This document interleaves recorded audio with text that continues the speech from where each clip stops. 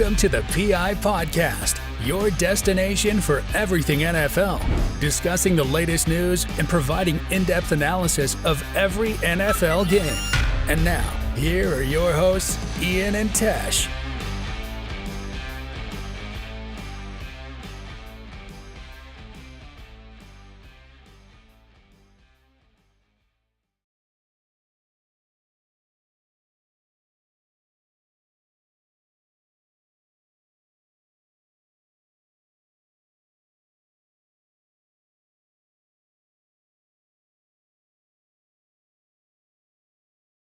Make sure I'm not muted.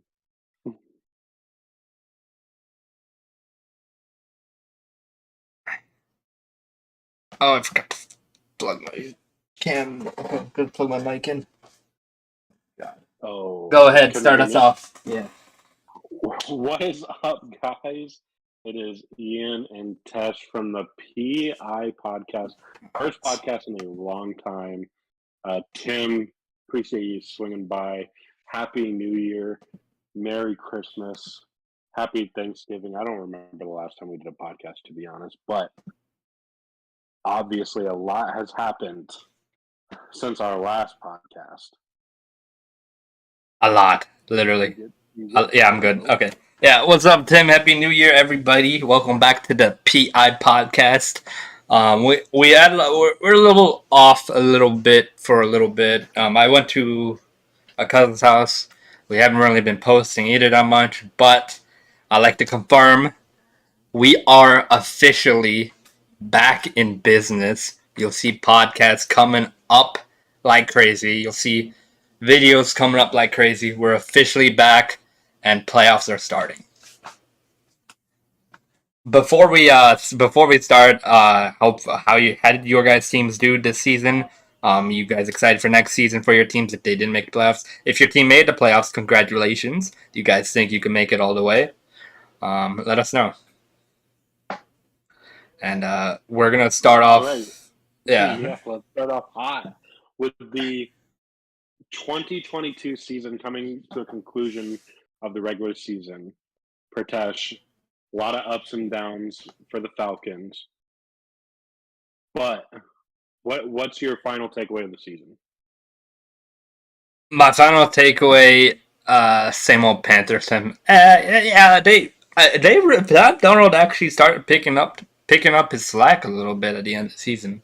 I honestly think Wilkes should get a legit shot at that head coaching job, finishing 6-6 with the amount of roster issues they had. Yeah, he could definitely just get hired for the job. I don't know if he's the guy though. I just don't know because he has done some good things. It just even in Arizona, he didn't do much either. So it's gonna be a really tough decision for them whether they want to keep Wilkes or you could go after even Eric Bieniemy. I just don't know how no one's still mentioning his name, but Eric Bieniemy is still out there. If any teams need a head coach, offensive coordinator for the Kansas City Chiefs, even without Tyreek Hill, you see what they've done. Crazy. But the Falcons season in review, basically. A lot of ups and downs. The theme of this season was one-score games and how we lost most of our one-score games. And probably should have had, honestly, for thinking about it, if we win our one-score games, could be a 10-win team right now. So definitely missed opportunities.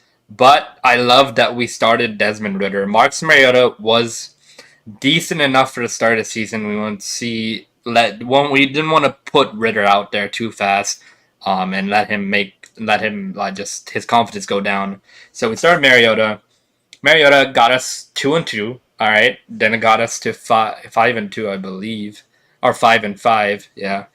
So we were looking okay, but throughout the season you could see Mariota missing passes. And we talked about it before the season. We were building a basketball-type roster, 6'3" taller receivers. And even if Mariota throws inaccurately, they still catch it. But he overthrew those 6'5" receivers. What's up, Uno? Welcome. Mariota struggled with the deep ball, for sure. Yeah. So Mariota's season in review was I'd give it a D. He did well enough in that system, but it was primarily a one-running system, which is why he excelled. But the passing game was one of the worst in the NFL, and it had part to do with Mariota's inaccuracies. So Desmond Ritter came up and had a little shaky first game, didn't really throw for too many yards, but was in a position to lead us to a game-winning drive, and almost did it if Drake London doesn't fumble in that game. And have one more chance in Baltimore. Tough defensive game. We just couldn't get anything scoring. The referees were kind of bad in that game too. They called a holding on Olamide Zaccheaus when he didn't even touch him, and it would have been a touchdown for Cordero Patterson. But it was a tough defensive game. And then Ritter, through each game, he's gotten better statistically and with pass rating and QBR. So with the Arizona game, we saw some improvements a little in the past game, going a little deep, intermediate routes, hitting them accurately in the chest, stuff like that. Stuff you want to see from your rookie quarterback. And then he completely kind of had a rough first half against the Bucs. Only threw for 25 passing yards. It wasn't looking good. Second half, he completely exploded. And that's also thanks to Tyler Algier, a surprise rookie that was second or third running back at the start of the year, with Cordero Patterson starting, and worked his way up after Cordero Patterson injury. Has over 1,000 rushing yards as a rookie, which is impressive himself because he didn't get to start till week 10, I believe. So that's impressive in itself. And Drake London had an amazing year. And last game of the season, all three. This is why the future is looking bright for the Atlanta Falcons. Drake London, 120 receiving yards. Tyler Algier, 130 rushing yards. And Desmond Ritter threw for over 200 yards and 2 touchdowns. And the main thing I want to talk about is turnovers, because Mariota was turning the ball over a lot. Desmond Ritter lost the ball last 2 games once, but they ended up winning that game. But he hasn't thrown an interception yet, which is saying a lot because it is tough not to throw an interception in the NFL. And through 4 games, not throwing an interception, he knows how to take care of the ball, which I love about him. He takes care of the ball perfectly. Yeah. That was one thing I noticed. With the Falcons relying so heavily on the run game, it's really hard for a quarterback to get into rhythm sometimes in those situations. So the fact that Desmond Ritter came out the last game of the season, I think when I turned the game, I was mainly focused on the Steelers, Dolphins, and Jets games that day. But every time I looked at ESPN and the highlights, Desmond Ritter at one point was like 17 for 23. He was throwing the ball, completing passes. He looked good. That's what you wanted to see in the last game of the season, because there's talks about drafting a quarterback. There's talks about a veteran quarterback. There's talks about pursuing Lamar, which I think Baltimore is going to make sure they keep him. But that's a lot. You got to see that. You needed to see that performance going into the offseason. Yeah, and it's a really encouraging sign from all the rookies this year, especially Drake London, Algier, and Ritter. All 3 of them balled out. Algier, yeah. Tyler Algier amazed me so much. I love. He's going to be a starting or running back, from here on out. Yeah. And I love that he's a fighter. You can move on from Cordell Patterson. Not saying you should, but the fact that Cordell was getting up there in age, you have your replacement, which is nice. That's what you want. Same thing with Julio Jones leaving and now Drake London stepping in. You've got the replacement potentially. So not saying Drake London will be on that same level as Julio Jones, but when you lose a number 1, you got to get a number 1. And when you lose your top back, you got to get a top back. So I think and to be honest, I think another underrated performance from the Falcons this year could be because it's a more mobile quarterback situation, but they showed the PFF grades of the Atlanta Falcons offensive line, and they have drastically improved from last year to this year. Yeah, our offensive line was one of the big points of questioning this year. How good are we going to be? Ended up being a top 5 offensive line in the league, pass blocking, and run blocking, which surprised me. And it's looking like the first-round draft picks we took in Chris Lindstrom and Caleb McGarry working out. Jake Matthews is solid at left tackle position. Yep. Crazy Their stat. offensive line is built. Chris Lindstrom has only allowed 1 sack this year, and it was like a few weeks ago in his career. That's awesome. Yeah.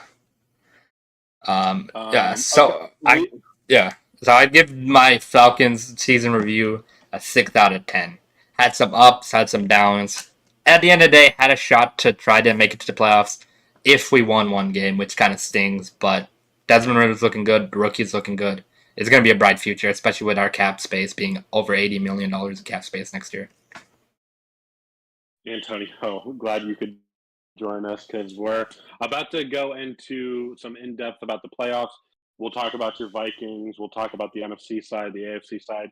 But I do want to talk about Uno's comment. If the Titans were healthy, they would have a playoff spot right now. Also ready to see what Jalen Burks can do when he's healthy.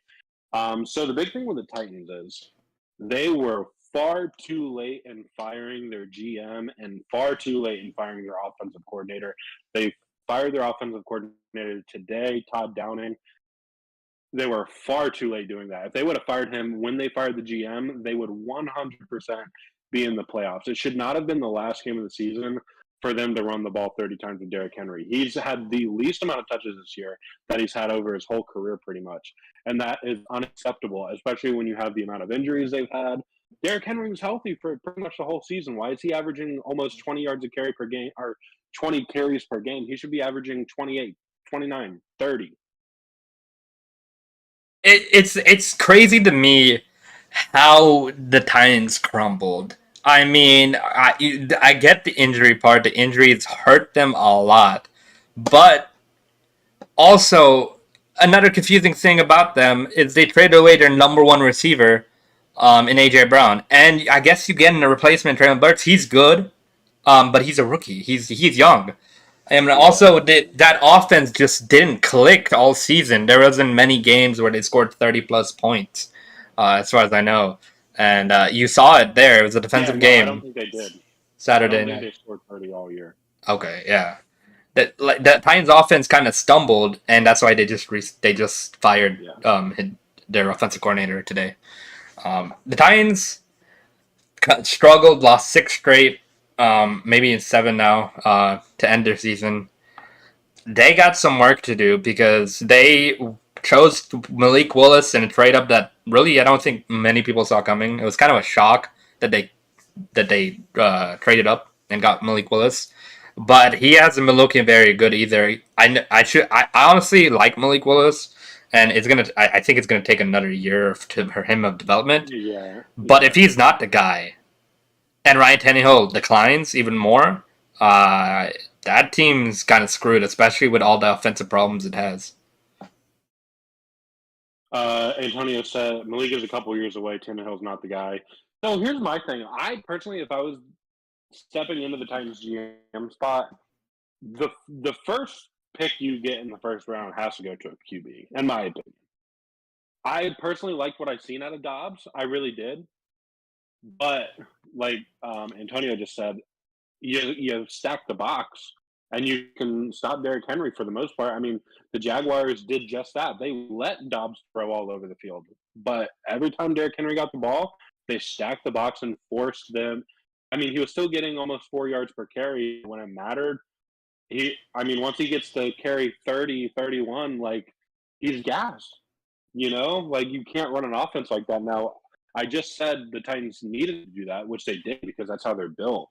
But next year, they have some work to do. They have to figure out a scheme to where they can utilize Derrick Henry good, because Derrick Henry is one of the best, if not the best running back in the NFL. But when he's getting the ball 30 times, the team, you can't stop 11 guys going after one guy. That's why the play action and stuff works so deadly when Tannehill was in, but he's not the guy. You need to find your guy. And they were in the game on Saturday. Like, they had the driver's seat looking to chew the clock, looking to score, and you get an offensive line blunder that cost you the game. That big sack force fumble for a touchdown. just basically ended their season. Just insane. He also said the top 5 QBs from the 22 draft: Purdy, Pickett, Howell, Ritter, Willis, and you can alternate Howell and Ritter. So me personally, I think Pickett had the best season. I know what Purdy's doing, but Pickett's doing it with a terrible offensive coordinator. Let me show you. You want to see a crazy stat? The Ravens and Steelers game. The Steelers rushed for 200 yards. Guess how many play action passes they had? Wow, how much? One play action pass the entire game when they ran for 200 yards. Do you know how deadly the play action pass is when you're running the ball so much? It's deadly. Yeah. And they did one play action pass for the entire game. That's a fireable offense, in my opinion. I don't know how to play design, but even if you're playing Madden or something, you run the ball 3 times. A play action pass might work. You know, the fact that they were running all over the Ravens and they didn't run but one play action pass. And Purdy's in a very nice system. I think you could really throw whoever in there and they would be able to, which I think is why the Los Angeles Rams picked up Baker Mayfield so quick, because anybody you put in 49ers offense is going to produce. Now, Purdy's done a great job, in my opinion. I think if he would have played 1 or 2 more games, I think he would have been Rookie of the Year probably. But because Pickett did a longer, I'm going with Pickett. I think definitely interchangeable, and I see the argument. I think it's hard to say Purdy. It's hard to evaluate Purdy and all those other quarterbacks because they didn't get many other starts except Pickett. Pickett got the most playing time, most experience, so it's hard to tell. I like Pickett a lot. I think I would go with him at 1 just because Purdy has been lighting it up like crazy. But also, I think it's due to part to Kyle Shanahan's offensive scheme. He is a mastermind at offensive plays, offensive schemes, offensive everything. He will find guys open. He will make guys get open whenever he wants. It doesn't have to be Debo. It doesn't have to be Christian McCaffrey. He'll make anybody get open. And I think that's helping Brock Purdy a lot, especially with that team that they have with an amazing defense. It just set for a good, decent enough quarterback that doesn't turn the ball over to succeed in that offense. I'm excited to see Purdy in the playoffs. I think the 49ers have a run to go on. I think they'll go on a run. Purdy just needs to keep playing like that, and I think they can make it all the way. So I go Pickett, Purdy, Ritter, Howell, and Willis. I think Ritter with only 4 starts, he's improved in every single game. I think a big thing is he didn't throw a single interception, which has got to be a shot, got to be hopeful for Arthur Smith and that offense. He doesn't turn the ball over. This guy doesn't turn the ball over, which is crazy to think because rookie mistakes happen, but the fact that he hasn't thrown an interception yet is kind of crazy. And I love how he's been improving passing wise. He made some beautiful passes on Sunday to Drake London, a 40-yard bomb on the run, threw it up for Drake London, put it into his hands, and then also down the seam, he threw a perfect ball to McCall Pruitt. So it's something to look forward to with Pickett, Purdy, and Ritter. Howell looked good too yet on Sunday, so I'm excited for all of them to get starts. Honestly, this draft class has a lot of potential. We talked about the 21 draft class being so good, but it turns out the 21 draft class is not as good as what it was hyped up to be. Obviously, Trevor Lawrence is him, Justin Fields is him, but I mean, reporters today were asking if Mac Jones is the future quarterback of the Patriots. Who would have saw that coming? Trey Lance has not even been able to play hardly in the past 2 years.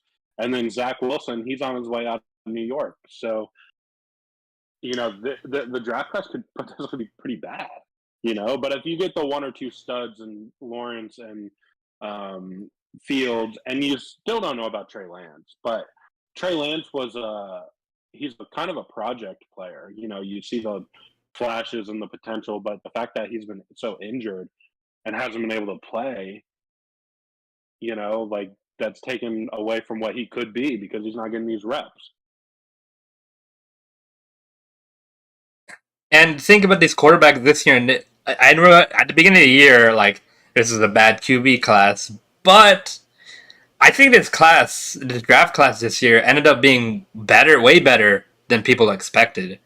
I think kind of shocked people how well the quarterback class is kind of playing, and how some of these guys are actually could be starters in the next year. Like Pickett, I see him starting next year. Ritter, I see him starting next year. Purdy, if he keeps this amazing run up in the playoffs, yeah, he starts next year. There's no way you can't move on from him. Mm-hmm. Howell, Yeah, just the way he looked, you have a choice there if you want to give him some reps next year.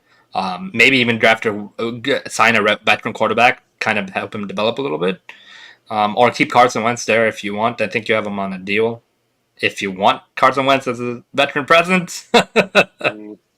And then Willis, we're still unsure of, and he hasn't thrown over 150 yards passing, which is Yeah. kind of concerning that he can't get anything And going. I was going to say, and the fact that they went with Dobbs over Willis when Willis been on the team the whole year, and they didn't give him the shot. They let Dobbs come in 3 days after being on the team and play against the Dallas Cowboys. I mean, that tells you something. Yeah. I have hope for Willis because he is, like you said, with Trey Lance, Willis is a project player too. It's gonna take him a few years to develop, and I know some people don't like developing quarterbacks. They don't like waiting 2 years. Why you would draft a guy if you have to wait 2 years to start him? But there's talent there. You've seen it. He's amazing on a run. He's had some nice passes on a run. He can run ball as good as any quarterback in his draft class if he needs to. There's just talent there. All right, now I guess we'll move on to the playoffs. We'll start off with the one we're going to. We got tickets to the Jacksonville Jaguars home game against the Los Angeles Chargers. Gonna see Trevor Lawrence and baby goat Justin Herbert. I'm excited. We got really good seats. Like, we're next to where either one of the team's tunnels come out of. So that's gonna be exciting. Yeah, I'm pretty sure it's a visitor tunnel. Okay. But, yeah, excited about it. Man, awesome seats. And we'll talk about Saturday night's game because obviously we were focused on that game. The Jags played the Titans. And it was a typical divisional matchup. It was a slugfest to the very end. Both teams were punching it out. Both defenses played phenomenal. In my opinion, both defenses played very good. Trevor Lawrence made 2 mistakes it made it a 4-point game when it could have been an 18-point game. On the fumble where he tried to pitch it to Jamal Agnew, and me and Pratesh were looking at each other like, why do you even do the end around? We were throwing the ball so good on the drive, and then they do the cute little end around play, and it's a fumble, goes way over Jamal Agnew's head. If that is a clean snap and a clean pitch, that's 7 more points. So you're looking at an 11-point game. And then the wide open throw in the end zone to Zay Jones that was missed. You're looking at a 14, 15, 16, 17-point game because you take the field goal off the board and you get a touchdown. So Trevor Lawrence beat himself. But here's what championship caliber teams do. When one unit isn't performing, the other one's got to step up. And that's exactly what the Jacksonville Jaguars defense did on Saturday night against their rivals, Tennessee Titans. They stopped Derrick Henry. They forced penalties. The 12th man was very relevant in this game because there was 70,000 fans in attendance. And Stadium only holds 63,000 people. 7,000 people were standing room only tickets. And it was a phenomenal performance from this defense, who's played at a very high level these past few games. I mean, you got to think, Rayshawn Jenkins forced the pick six to beat the Cowboys, and he's the one that forced the fumble to beat the Titans. The Jaguars defense stepped up when it needed to and helped that team get to the playoffs, which is just huge. Because if the defense plays at that level and then the offense starts going a little bit, the offense kind of stumbled. The third quarter was a really good quarter for that Jags offense. The fourth quarter, both offenses kind of stuttered a little bit. Talk about those two plays especially too. The wide open Zay Jones and the end around in the third quarter. Those were two huge misses. This Jags offense, if it can complement its defense, they obviously have a shot. They beat this Chargers team earlier this year. Yeah, I get they were beat up, but they still beat them earlier this year in a blowout. I was going to say, that's my big thing when everybody says, well, the Chargers weren't healthy. Okay, yes, but it wasn't like it was 29. It wasn't like it was 38-32. It was 38-10, and the 10 came in the fourth quarter from the Chargers when the Jaguars weren't playing defense anymore. So it was a complete blowout. Now, granted, the Jaguars started off the season bad. The Chargers started off the season not to their expectations because of injuries. And both teams are riding a hot streak towards the end of the season. The Chargers are healthy now. So, yes, I do think it's going to be a very good game. But when I look at both teams, I like the Chargers wide receiver core better than the Jaguars. I think both quarterbacks are on the same tier level as far as play this year. Obviously, you can't judge Trevor's last year's performance because that was a complete fumble of the bag by Urban Meyer. But they're both playing at extremely high levels this year. Their defenses, I think, are very similar. I think both defenses have the ability to make plays when they need to. When you got Joey Bosa, you've got Khalil Mack, Jackson, Khalil Mack. But on this side, you've got Rayshawn Jenkins, who has been playing out of his mind the past few weeks. You've got Tyson Campbell, who's been playing out of his mind the past few weeks. You've got Josh Allen, who's turning into Josh Allen that we used to know and love. You've got Foye Oluokun, who leads the NFL in tackles. You've got you've got a lot of pieces on this Jaguars defense. So I think the defenses are different, but very similar. But the big key factor, Doug Peterson, Brandon Staley. Doug Peterson is a far better head coach than Brandon Staley. And that's why the Chargers have not had any playoff success or haven't made the playoffs in the past few years. This is going to be Brandon Staley's time to shine, in my opinion. And if I was the LA Chargers, if they don't beat the Jacksonville Jaguars, I would be firing him the next day. You're wasting Justin Herbert's prime years with Brandon Staley at the helm. This Jags team was 3-7 at one point and ended up making the playoffs, which is an incredible feat in itself. Doug Peterson should be considered for Coach of the Year just with what he's done. And this game is going to come down to the defenses and the offenses if they can complement each other. If Justin Herbert can get his wide receivers going, Mike Williams might not even play, which is huge already. Keenan will have to step up the slack. But I think what helps him, even if Mike Williams is out, is that he already got those reps with Josh Palmer and those other guys, Gerald Everett. He got some of those backup wide receivers in and got a lot of reps with them. So I don't think it'd be too big of a loss if they got Mike Williams out. But also that defense got to play up to par because Trevor Lawrence, once he gets hot, it's going to be hard to stop. Zay Jones, Christian Kirk needs to beat their mans. Travis Etienne needs to go off as well. That was one thing that was very noticeable. The Titans have a very good running defense, but you know what the Jaguars did? They were like, okay, we ain't going to run the ball then. They let him through it the whole time. So I think that'll be different. The Chargers haven't been very great against the run especially earlier in the season. So that's something the Chargers need to be able to stop Travis Etienne. But Trevor Lawrence needs to be on his A game. He was not on his A game last week. He needs to be on his A game this upcoming week, and they need to be able to put up 30-plus points in order to beat this Chargers team. Yeah, I really want the Jags to win. I'm giving my score prediction now. I have to take the Chargers 28-21. I think it's gonna be close. I don't think it's not gonna be a blowout. I think it's gonna be close. I am going to go with the Jags winning 38-32. Okay, that'd be a fun game too. If it's gonna be high scoring. I think it's going to be high scoring. But this is the game to watch, in my opinion. I mean, looking at the AFC playoff bracket, Chiefs are on a bye. You've got the Baltimore Ravens and the Bengals. They play each other twice a year. That's not that exciting of a matchup. Then you've got the Dolphins and Bills. They play each other twice a year. Not that exciting of a matchup. You have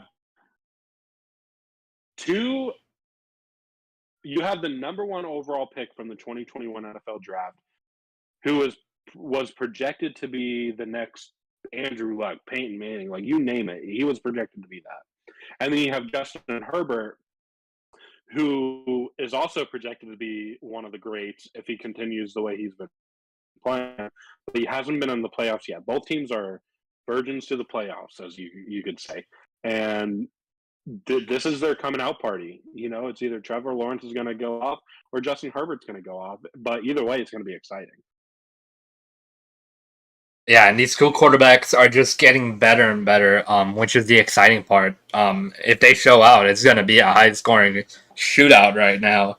But I am looking to see the pass rush of the Chargers going against the O-line of the Jaguars. That's where the game can be won at. If the Chargers get pressure, then I think it can really open up the game for them. And same with the Jaguars. If their pressure gets to Herbert, then it could open up some stuff for them too. Yeah, you got to force turnovers, and Herbert's not a turnover-prone quarterback. But the Jaguars' O-line's hurt. You know, their left tackle's on injured reserve, their left guard's on injured reserve. So they need to be able to pressure them. Now, granted, both players that have stepped up for the Jaguars have been playing phenomenal. They've got pretty nice depth at the left tackle position. And Walker Little, who was a third round draft pick, projected to be a number one overall or a number one draft pick last year, but he got hurt in college, so his draft stock pummeled. But he's been stepping up, playing at a very good level. And he's playing for a job too, because our right tackle is going on for a contract extension possibly at the end of the year. And if he proves he can play up against people like Joey Bosa, Khalil Mack, I don't know if Von Miller will be back, but if they get into the next round, Von Miller, you know, he's got a couple of games to play some very good pass rushers, and he could possibly win the starting job at the right tackle position if he plays well. So there's a lot to play for this Jaguars offensive line. And like I said, I got the Jags. I'm going to rep my team, but this is going to be a very exciting matchup, I think. Yeah, I think it's going to be a fun one. We're going to be there. It's going to be loud. It's going to be fun. Oh, yeah, talking about that, the tickets, I was looking again just to see. Standing floor tickets are $150 now, and everything went up. Everything. Yeah, like, everything. I think they said after the game against the Titans Sunday morning, I looked, there was only like 7,000 tickets available. Yeah. They sold that quick. Yeah, which is a good thing we bought them ahead of time. Yeah. We bought them a week before the Titans game, so we were able to get them for a pretty good price for the seats we got. Yeah, the game before that, Seahawks Niners. I am a little worried about the Seahawks in that scenario, but it is also a division game as well. Pete Carroll can play the 49ers tough, but they played each other like 2 times, obviously. The 49ers blew out the Seahawks the second time, I believe. Did they blow them out both times, the 49ers? I don't remember. But I think this is going to be tough for Gino, especially with his slow starts and his mistakes he's been making the last few games. Already 2 interceptions against the Rams. They keep that game close. That's a game you're supposed to handle, especially and with Baker Mayfield on our side playing well. That's okay, but you're supposed to be able to handle that game and go to the playoffs, right? No, Yeah. Gino had some bad turnovers, which made the game close. Their offense sputtered, which is not a good sign going to the playoffs against already probably the best defense in the NFL. And it just looks like it's going to be a lost cause for the Seahawks, unfortunately. It's awesome to see Geno Smith. He could win Comeback Player of the Year. He's been stepping up, but I have a feeling it's not going to look pretty Saturday for the Seahawks. Yeah, I think the 49ers are my favorite out of the NFC. Even, I like the Eagles too, but I got to go with the 49ers. They're just completely built all the way around.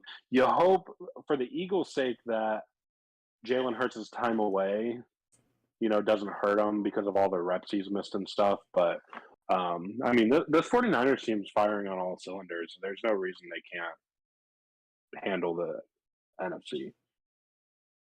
Yeah, the 49ers should win that game. I'm gonna say you're gonna win like 34-17, something like that. I like that score. I'll say the same score, 34-17. 49ers win. And here's the thing, though. This is a question I've been pondering all day. Do you keep Geno Smith if you're the Seahawks? That is something that's gonna pop up and be an intriguing question. He's had a comeback here, but in my opinion, I try to draft a rookie quarterback in the draft.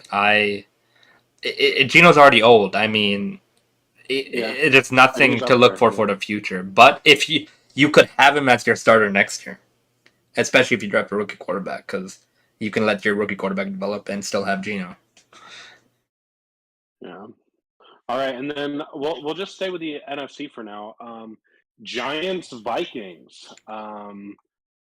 This one's a tough one because I know the Giants and Vikings just played. They've played already this season. I know the Vikings won. But the interesting thing about the Giants, they have been performing at a decent level without a true number one receiver. Daniel Jones has been making a case for comeback player of the year, in my opinion, even though he didn't really come back from anything. He's just, he's playing at a high level right now. And this Giants defense has been handling business when they need to. PIPodcasters has been playing some very good football. But I don't see the Vikings losing this game. It's going to be a tough matchup for both teams. I think this is going to be a closer game than a lot of people think.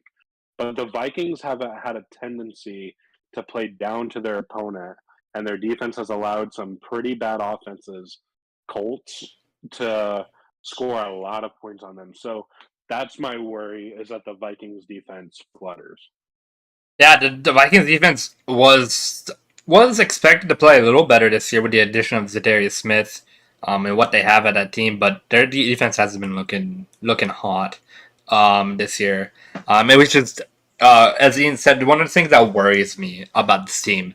And also, the thing that worries me is they've been in a lot of one-score games too. Yeah, they've won most of them, but it's kind of like they're playing down to their opponent, which is not something you want to do in the playoffs, because if one mistake happens like that in a one-score game, your season's over.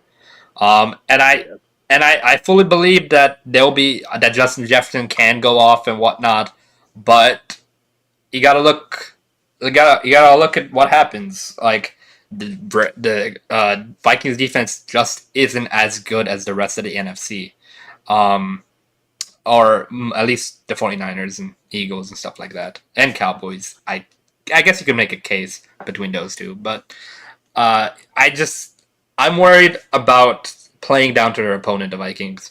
I expect the Vikings to win, but how they do it is a big question mark. If they're going to be a one-score game or if they're going to handle their business against the Giants. And for the Giants side, I think Daniel Jones is playing way better than he's had in his career, and that's going to help. And they're the underdogs, and there are going to be people rooting for them as well, because They want to see Daniel Jones go have a playoff win. That would be amazing for that team. They do also have Saquon Barkley as well, who's playing like his old self, which is awesome to see. Yeah. Antonio said, I was always concerned with the front seven and lack of depth in the secondary. This was expected on the defense. Yeah. So next year, they've got to go heavy on the defensive side because, like I said, some of these teams that are really good, their defense is amazing. Their offense should be good enough to where their defense doesn't really matter.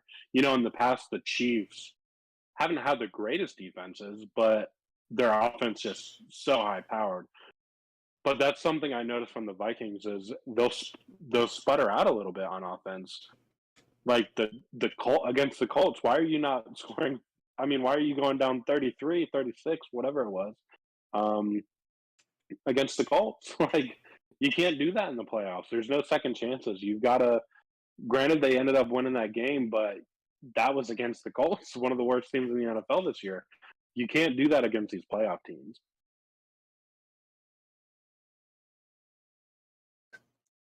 I would like for the Giants to keep it a game, but if that Vikings offense gets going with Justin Jefferson, Adam Thielen, Dalvin Cook, and company, with KJ Osborne showing up recently, having some games. Yeah, he's been having a good season this last stretch. Yeah, if that offense gets heated up, it's gonna be tough for Daniel Jones to keep up because I don't think he can win a shootout. And that's the problem. The Giants roster isn't offensive heavy. It's not. I mean, they have Saquon, but Kenny Galladay scored his first touchdown of the year last night. Like you can't play like that, So the Giants made it in. They squeaked into the playoffs. I think that says a lot about Brian DeBoll. I think he. My jersey just got here. My Trevor Lawrence jersey just got here. I think that's something that Brian DeBoll, in my opinion, should be one of the coaches of the year candidates from what he did with Daniel Jones and what he did without any receiving help. I mean, their wide receiver room is terrible. And I would like the Giants to perform here and be able to compete. Yeah, Antonio, Giants secondary isn't very good. Their whole defense as a whole isn't very good, but that defense has been able to play well enough to complement the offense, and that's why they're in the playoffs. And I think they're going to get exposed a little bit, especially if the Vikings can get their offense working together. I think they're going to get exposed, unfortunately. And the Vikings should be able to win this one. I'm gonna take the Vikings 28-20. I think I'm gonna take the Vikings, and yes, the Giants pass rush is definitely gonna be a problem. Thibodeau has been playing really good. They've got a lot of pieces on that D line. But I'm gonna take the Vikings, and I'm gonna go with 31-17. Okay. I want to see if Daniel Jones if he's been playing like he's playing all season, doesn't turn the ball over, they have a shot. That's all. They have a shot. I think there's not a team in the playoffs right now where I'm like, oh, it's 100% they're winning. Other than the Seahawks 49ers. That's the only game to me that is like, all right, the 49ers are going to blow that out.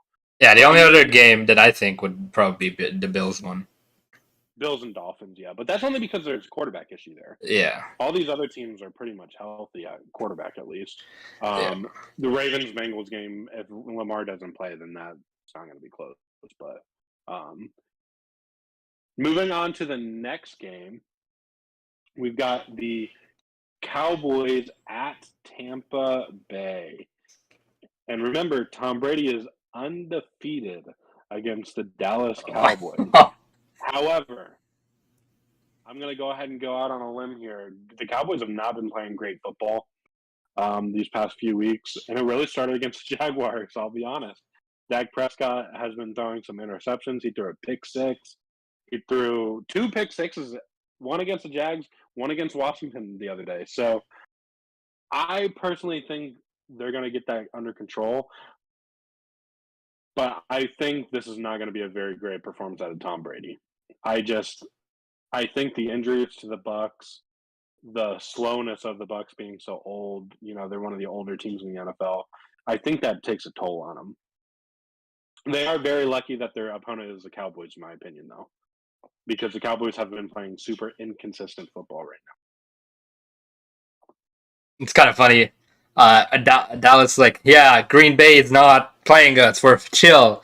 But then you get Tom Brady. I mean, it's like, I guess that's better a little bit if you're the Cowboys. But the problem is Dak.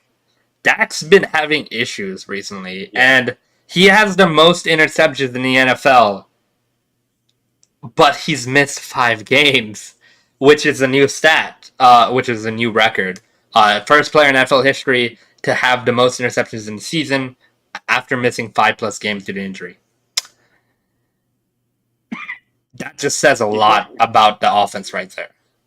And he's going to be going against better. The NFC, to me, you got the AFC, who's all offense, and the NFC's the defensive side. Like, you can't, even if they somehow beat the Bucks, I mean, I don't think they're going to beat the 49ers. Because that's who they play next when Seattle loses and the Giants lose. Oh, man, it's going to be a fun weekend. Holy crap. Yeah, so I'm going to have the Dallas Cowboys winning this, and I think it's going to be one of them frustrating performances from Tom Brady. Granted, they've been cooking, they've figured out how to win their division, but, I mean, they're the only team with a losing record in the postseason, right? Yep. So I don't like that. I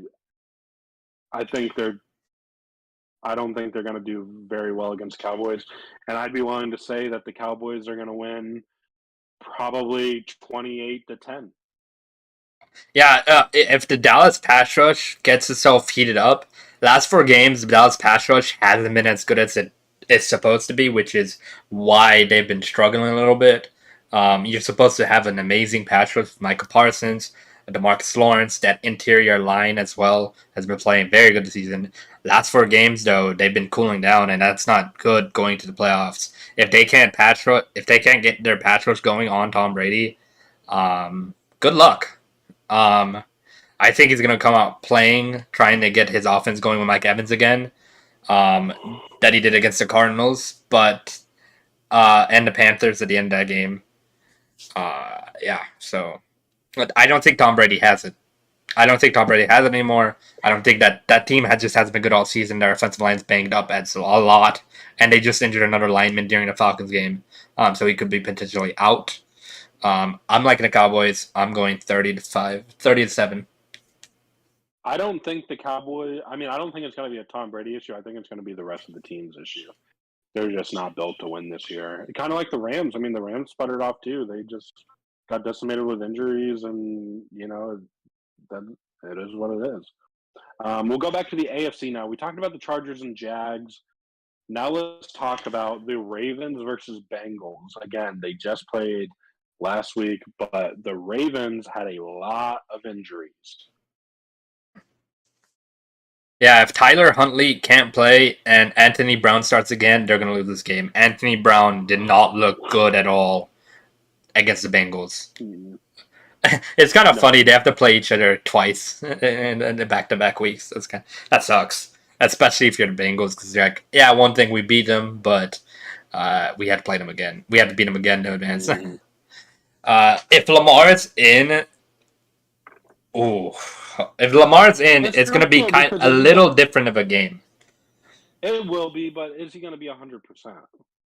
Yeah, and also the thing is, the Ravens' defense has been very, very good the last 8 weeks of the season. The additional Roquan Smith, and having their corners play as well as they have, they've been able to play, which is one of the good things. Unfortunately, that didn't happen against the Bengals. Once you're facing a high-powered offense, you're gonna have to play to your A game. And if your quarterback is struggling, like your third string quarterback, you have to start him and he's struggling. Yeah, good luck to you. I just don't. Yeah. I don't see it if Lamar's in. I just don't see him winning if Lamar's not in. Yeah. So I'm gonna go with the Bengals here. I think it's gonna be like 24-14.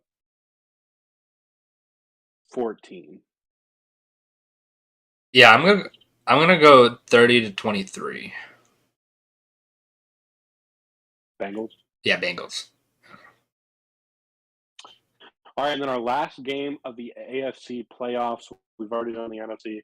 So the final game remaining for the 2023 wild card round is the Buffalo Bills versus Miami Dolphins. Who do you got? Yeah, no, yeah, Bengals win even if Lamar plays. I think they're gonna win even if Lamar plays. So, Joe Burrow just playing at so high of a level we haven't seen yet. It's crazy. Yeah. But going back to that Bills Dolphins game, if Tua's not playing, and with Waddle and Hill injured a little bit, it's just looking like they squeaked in the playoffs and they made the playoffs and that they're getting a participation trophy. The Bills are gonna win all the way. I just don't see. I don't see any path. No matter how well they play, I don't see a path where they beat Josh Allen. I think it's gonna go Bills. I don't think it's gonna be very close. Yeah, I think it's gonna be Bills 42-17. Yeah, they struggled against the Jets, which the Jets do have a good defense, but they still struggled. They didn't even score a touchdown, which is concerning, especially if that's to start them in the playoffs again. It's just hard, and Waddle got banged up, which hurts even more. And then Tyreek Hill already hurt his ankle, so who knows how healthy he'll be. Yeah, I'm going to the Bills, like, I'm 45-15. Elite, we gotta show you something. Oh, you want to see it live, Elite? Holy crap. We'll see it live. Woo! Oh, and Antonio and everybody. 1 of 1. Valuable card. This is our most valuable card to date. 1 of 1 Kenny Pickett logo patch from XR. So 1 of 1. 1 of 1 right there. 1 of Mother Fluffin' 1. And we didn't record, unfortunately. This was the one box I wasn't gonna open. I was just opening for fun, and it ended up being the biggest box of my life, of our lives.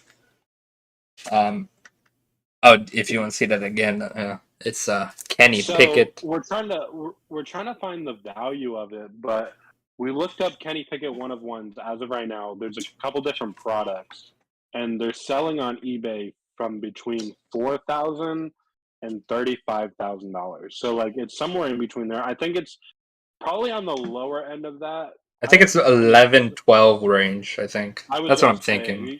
It's definitely the 35K card is like a true like rare 1 of 1 like kaboom. Like you're not that's got to be the top dollar, right? Like I don't know.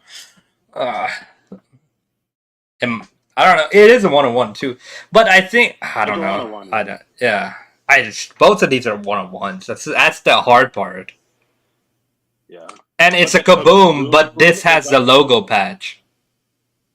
Yeah, but which people love a lot. Logo patch isn't like they said. Yeah, you got to find the right collector. Yeah. So that's 2 Kenny Pickett patch autos we've gotten. Oh yeah. It's Kenny Pickett year. First one was out of 99. Yeah, the first pack literally was we got an Isaiah Spiller redemption. I was like, oh man, this is not gonna be a good box. I show Ian Kenny Pickett on the back because I'm like, oh, it's a Kenny Pickett. I'm thinking it's gonna be a regular auto, and it's like Kenny Pickett auto. I was like, that's gold. That's gonna like $500-$600, right? I turn it over, has the NFL logo patch. and it says 1-of-1. I'm like, what the hell? It's a 1-of-1 Kenny Pickett. Holy crap. I was screaming for a minute, but yeah. Oh, and then the other day we pulled the out of 10 Joey Burrow. Oh, yeah, we pulled a Joe Burrow out of 10. Yeah, you want to go pull it out? I have to go get it. But we pulled a out of 10 Joe Burrow patch auto in his college uni, too. So that's pretty nice. So we've been hitting this week, and I think I got the biggest card of our life. So nice. This week has been so nice. So no kids for Saturday night we went to Buffalo Wild Wings and we watched the Jaguars versus the Tennessee Titans.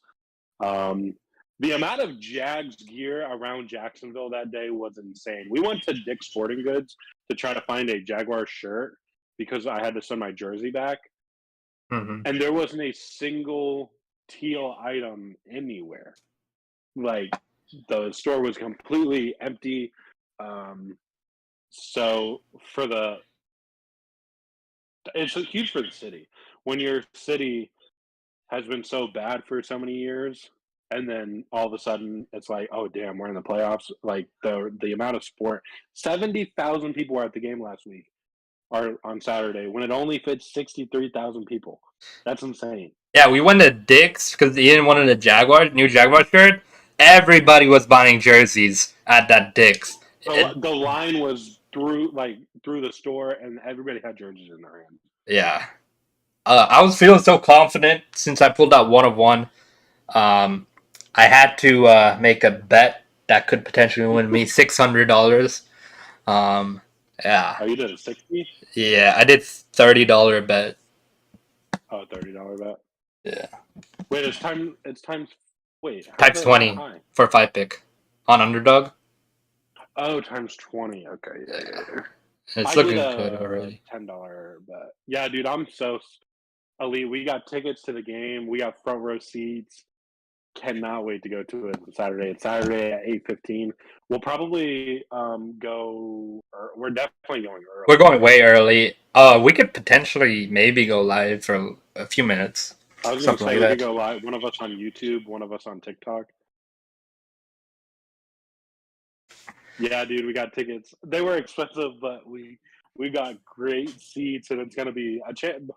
It could potentially be a once in a lifetime opportunity. I mean, because the tickets aren't cheap for playoff games, and who knows the next time the Jaguars are going to have a home playoff game. Like, a home playoff game is hard to get, you know? I mean, you got to clinch your division to get a home game guaranteed, so, which I think in the future we'll have that, but this is going to be an insane game to go to. We'll be able to possibly be this close to Justin Herbert because we're on the visitor side, front row. Baby, go it! We're literally right above the tunnel where the players come out of. Oh, yeah, it's gonna be awesome. I just can't. I can't wait for this game. It's gonna be so much fun just seeing either Trevor or Justin, just seeing both of them. Just how close we are to that.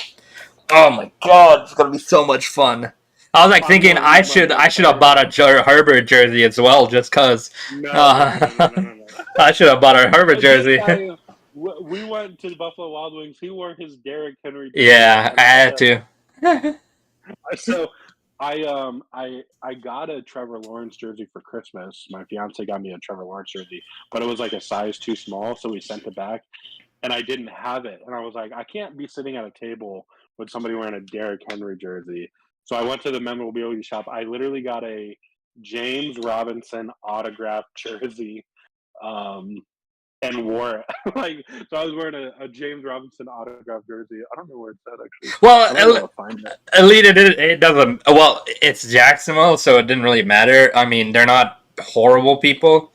They're just trying to help their team win. I wanted to wear that Derrick Henry jersey because it was the last game of the season and Titans are playing. Well, Derrick Henry's from a town 10 minutes outside of Jacksonville. Yeah, he's from Yulee, Florida, over here. Understood. Even people were like, "Oh, I hate the jersey, love the player." Like everybody here. It's not like the Saints if you wear a Falcon jersey or like the Eagles in general. You got the J-Rob. signed jersey. I got a mystery box with a Jags jersey, and I just happened to have James Robinson in it. So I was like, I gotta wear something teal. And I ended up buying a Kyle Pitts autographed replica helmet.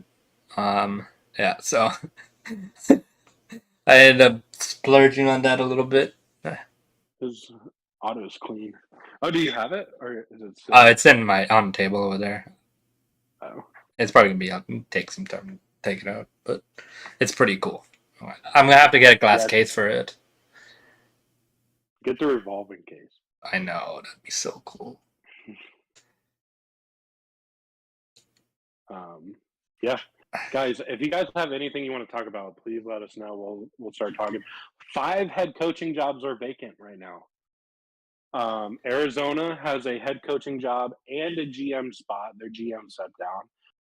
Tennessee Titans have a GM spot. The Indianapolis Colts and an offensive coordinator spot. Titans do. Yeah. The Colts have a head coaching job. The Texans have a head coaching job. Arizona. Who else? Oh, Atlanta has a defensive coordinator spot. Yep, he retired. The LA Rams, Sean McVay could possibly retire. There's big thoughts about that. The Saints look like they're keeping Dennis Allen. Carolina Panthers have a vacancy, but I think they should really give Steve Wilkes the keys for another year, in my opinion. He overcame a lot. He lost his biggest piece on offense, Christian McCaffrey, to a trade, and they still somehow won 6-6. That's with Sam Darnold at quarterback. I mean, there's a lot, Yeah. It's. I feel like do you want a Harbaugh? Denver's the other one. Denver has already put in a request to interview Jim Harbaugh. I'm done with college coaches. I mean, I know he coached in the NFL, but after Urban Meyer, I don't ever want to see a college coach in Jacksonville ever again. It's sour taste in your mouth.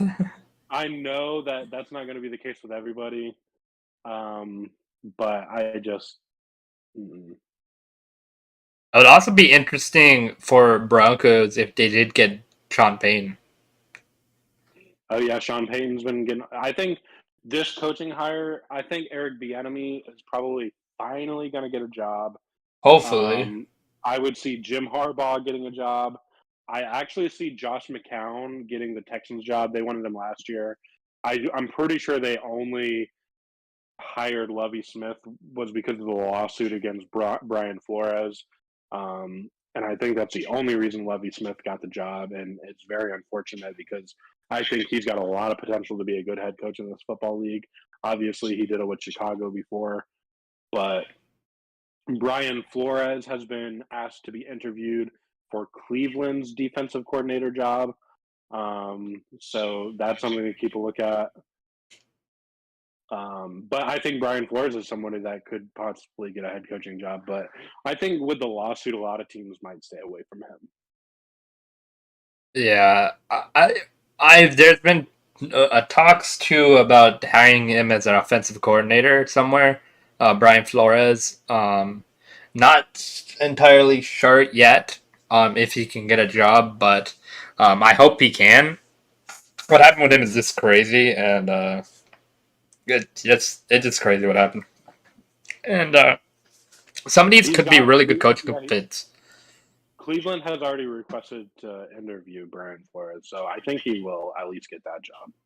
Yeah. Oh, don't even get me started on the Cleveland Browns. Oh, God. Oof. Their GM was interviewed today, and he said they saw a lot of growth out of Deshaun Watson, and he progressed in areas that they wanted him to progress in. I'm like, why did you guarantee somebody $230 million if they still have to grow? That doesn't make any sense. You pay a guy $230 million who's established, doesn't need to learn any. Like, granted, you learn something every day, but you know what I mean. That's like hiring a rookie at $230 million. That's not good football. Like, you've already wasted one of 4 years to a suspension, basically, and now he's going to have to learn the game all over again for next year too. And obviously a stupid decision, but it is what it is. Yeah. I there's a lot of dumb decisions. This NFL season has been crazy in and of itself. We shouldn't talk about stupid decisions. How about Jacoby Myers toss back to Mac Jones to lose them that game and lose them now officially a playoff spot? Yeah, because if they would have tied, Patriots have to have a tiebreaker. Yeah. So that was the biggest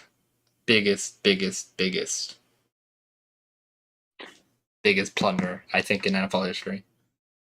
I think that was that might have been even worse than the Indianapolis Colts play. I don't know though. They might be on the same level. Literally. Which one was the Indianapolis Colts play? Pat McAfee with only one center in front of him and everyone else to the right, and he snaps the ball. Oh man, that's crazy. I'm just excited. We're gonna be back. We're gonna try to get our content flowing again, just like last year. It's awesome.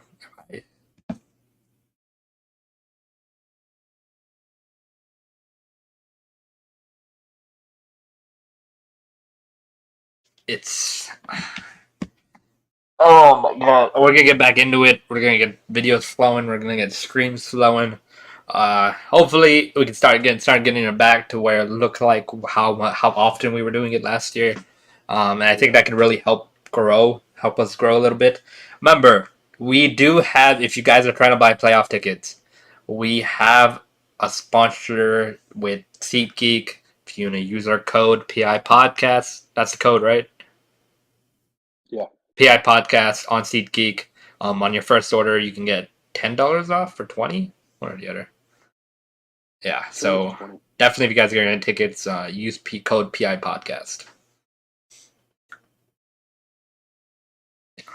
Oh my god. Stetson Bennett just scored a 21-yard rushing touchdown. Georgia was up early in the national championship. Yeah. I bet on his rushing over, and he hit already. Oh, did he? Yeah. Sorry, I just might mess up our graphic for a second. His rushing was 14.5. He went for 21. So I hit 105 on my big one.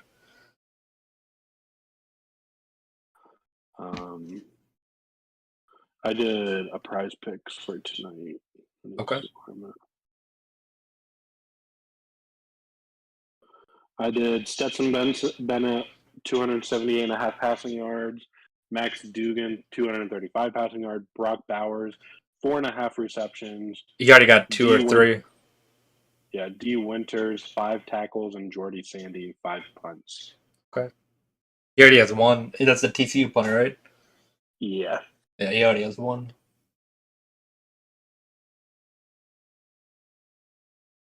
Box score.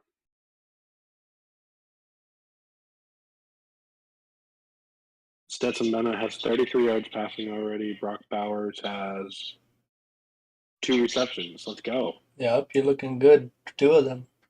That's 3 of them with the punter. I only did a 5-man, and then I did some for basketball tonight. Okay. Did you do anything with Giannis? Yeah, I did more than 48.5 points, rebounds, and assists. That's what I did too. He's looking good right now. Jonas Valanciunas, I did half a block shot, and then I did Patrick Beverly for 1 steal. Okay. Oh, I did a $10 to 150.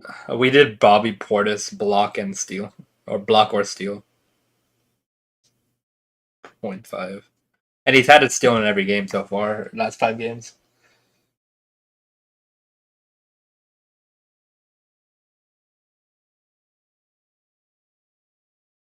Damn. Max Duggan is getting sacked behind the line. I almost did sacks, but girls.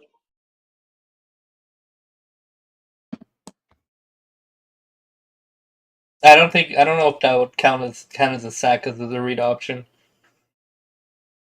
May have counted as a tackle for loss. The Georgia defense is playing right now. And that's why I want Jalen Carter for the Falcons this year. We need a pass rusher. I want Jalen Carter, Will Anderson Jr., Miles Murphy, or one more guy. I forgot his name. But there's 4 people I want. If we get one of those 4, I'm happy. And it's going to really improve our pass rush. Literally one of the 31st out of 32 for pass rush rate. Oh my god.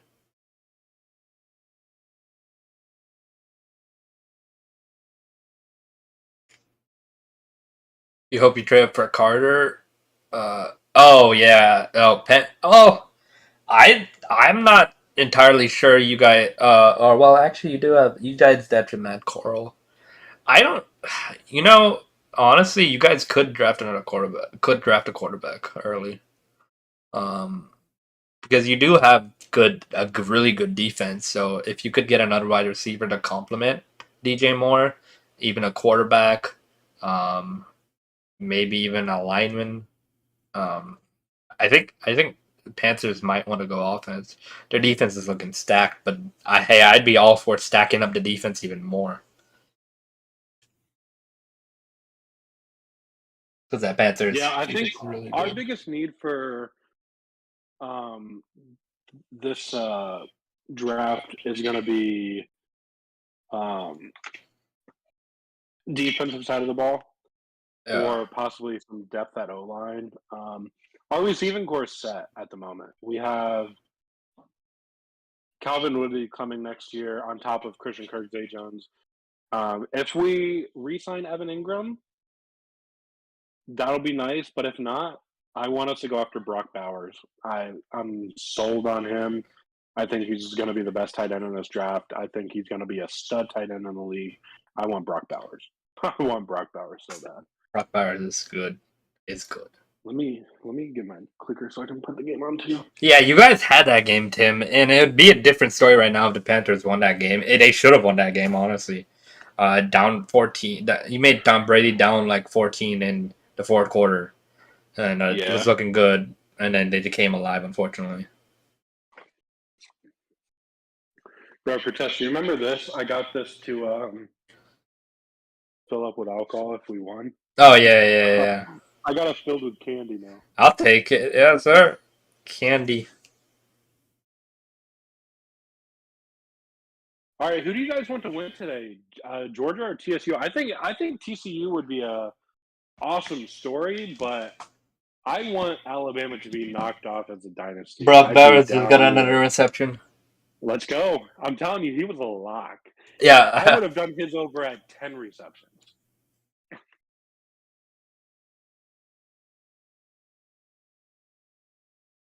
Which game are you watching the game, or do they have it on ESPN or ESPN2? ESPN. But do they have like a Manning cast of it? No, I don't think it's not Manning cast.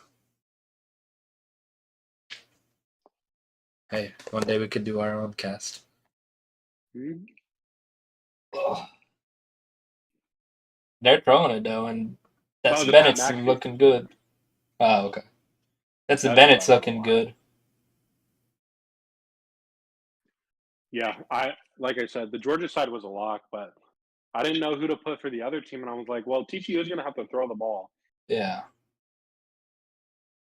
This is what happens when you put a non-SEC team in the college playoffs. It just...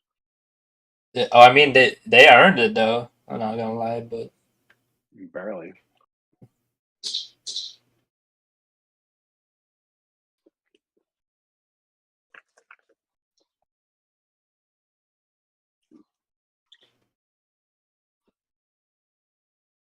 Give it to Brock Bowers. What are you doing?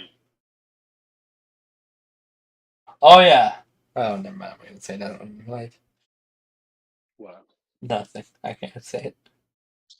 Damn.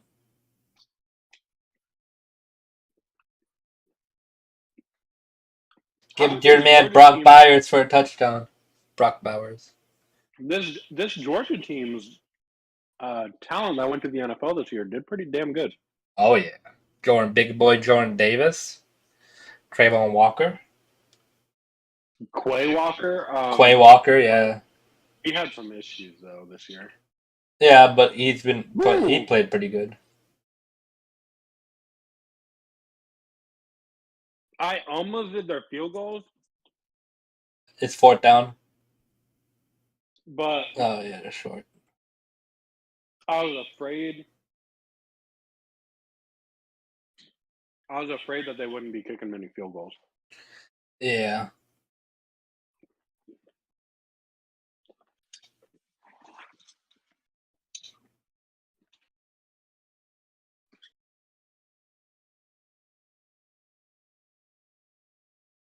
Where is the championship at?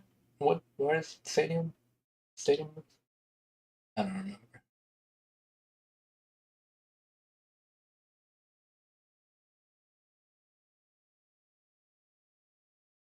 Georgia wins. Stetson Bennett has 2 national championships.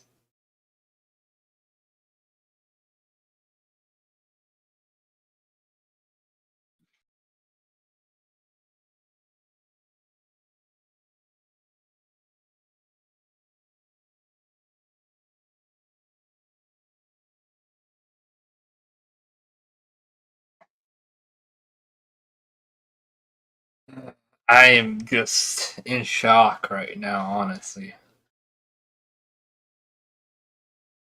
I'm in shock.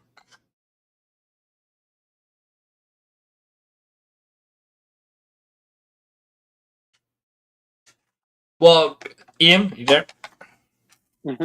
Because, yeah, I know that Kaboom's a case hit too. This is XR rated X. This is the XR case hit as well. Oh, maybe it is more silver morning.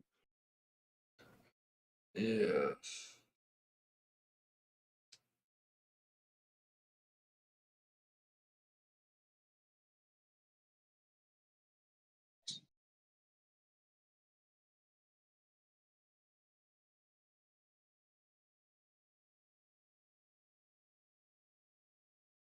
I'm trying to.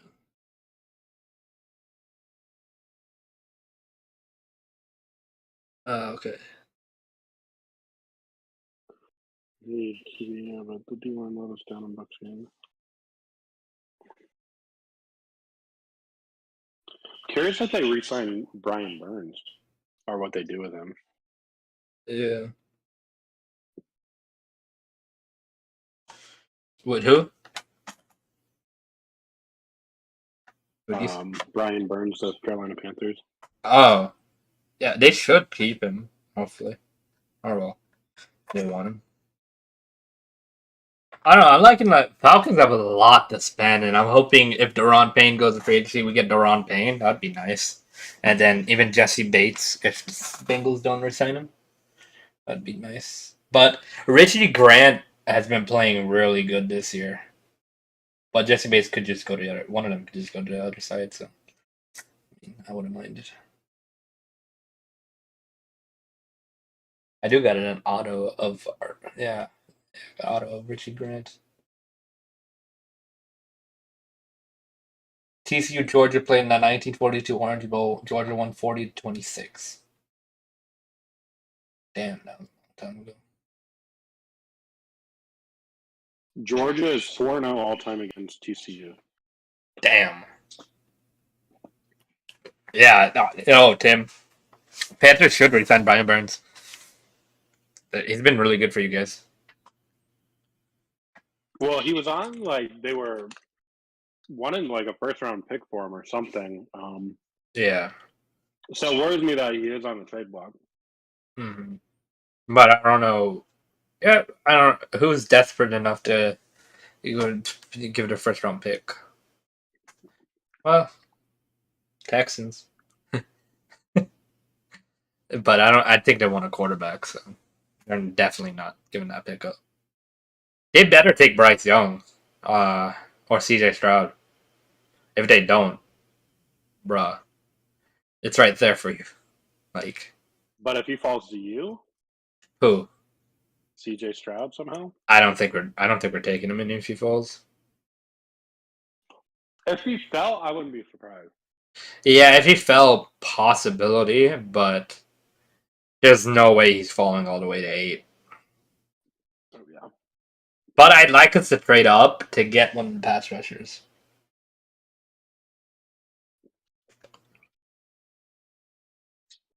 Oh, Rams offered 2 firsts was the rumor, but in separate years. Oh, okay. The Rams, yeah. That's kind of funny if the Big May retires because he literally sold our whole future. He's like, I'm out of here. I did my job. Well, that's the thing. Like, that's a multi-year rebuild. Oh, TCU's slinging it. He's wide open. Who caught it? Who caught it? Davis. Muffins. I needed Quentin Johnson. God dang it, Quentin Johnson. Who do I do?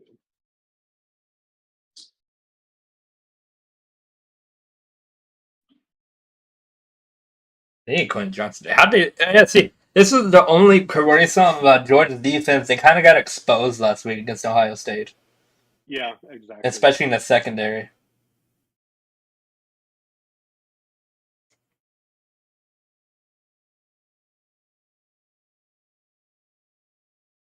Damn, that Georgia defender's down. Oh, they just messed up in coverage. Okay, just no one covered him. Like, I don't know how. We are watching national championship game live, guys. Yeah, thank you guys for joining us. 97 on Georgia is down, unfortunately. So might take an injury timeout on the TVs. Yep, they did. Championship, yeah. The Saints won a first round pick for Sean Payton. So, yeah. Whew. A first round pick. Broncos can't afford that. I know that much. But Russell Wilson did play probably his best game of the season last night. Yeah, against the Chargers. He was slinging that thing. He was slinging that thing well.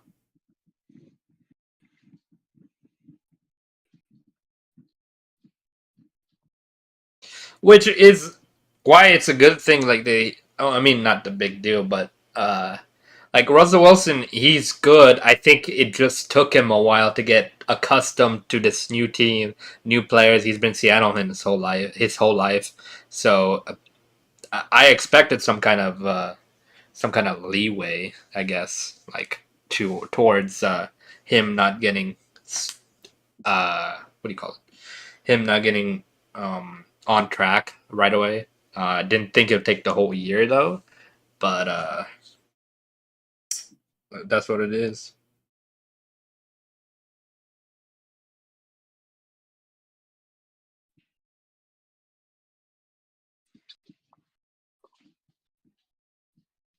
That was a huge play for TCU, though. Yeah, very big.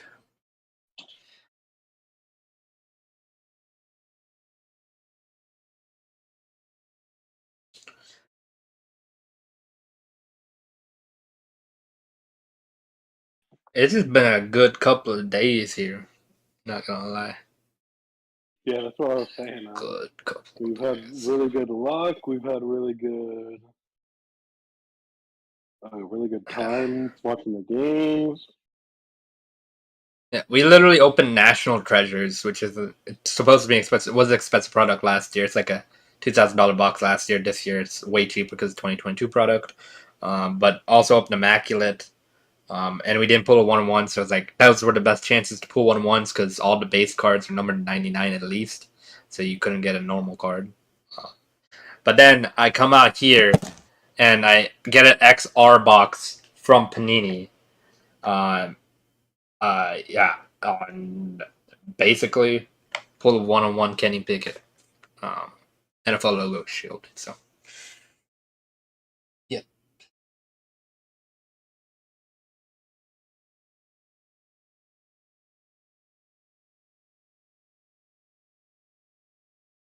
There we go, Max Duggan.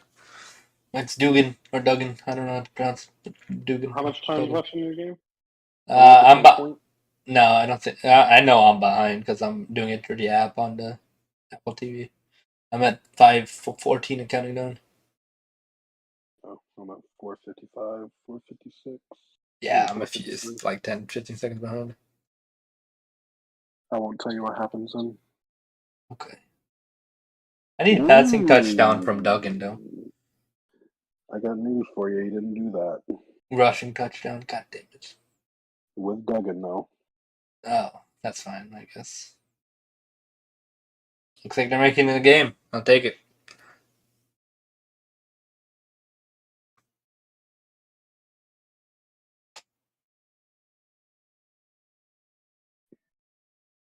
That was too easy of a play.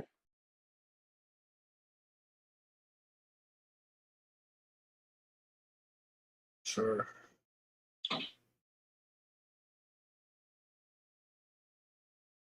That's good, though. Let's see our receptions and stuff now.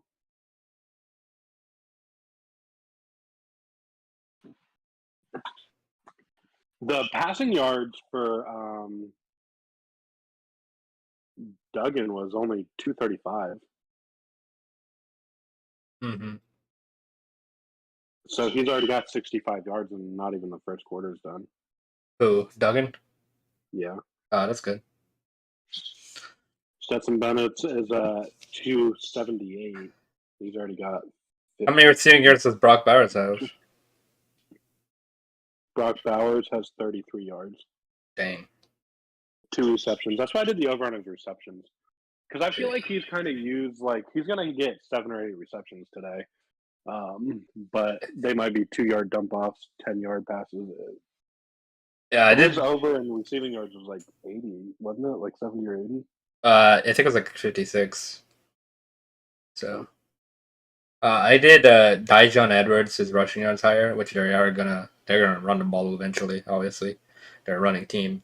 But Yeah. and then I did TCU's Quentin Johnson over his over was 84.5. He doesn't have. I think he has 1 catch, but not for much. I don't know if he has any catches extra.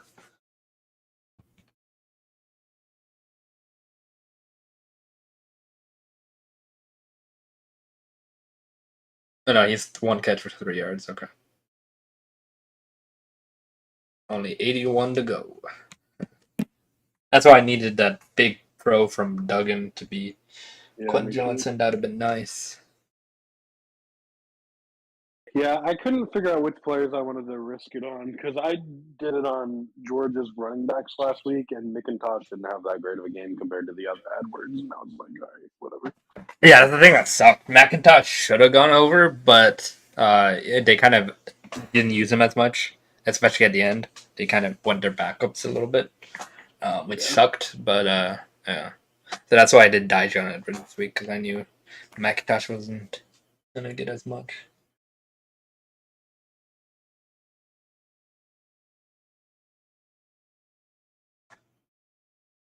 Oh, I ordered the Chucky 4K collection with the slipcovers. This is what came with it. It's the burnt up Chucky from Child's Play 2. It's pretty damn cool. The box is like Oh, that's cool. Yeah. box is like designed like it's burnt, broken. Mm. And you can see his Do you face. normally keep it in the box? Yeah, I haven't opened it yet.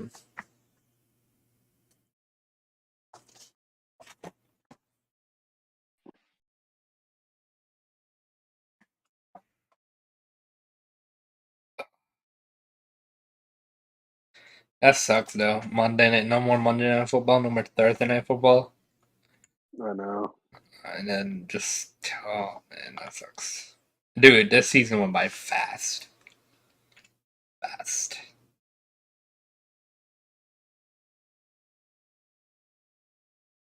18 games went by so fast.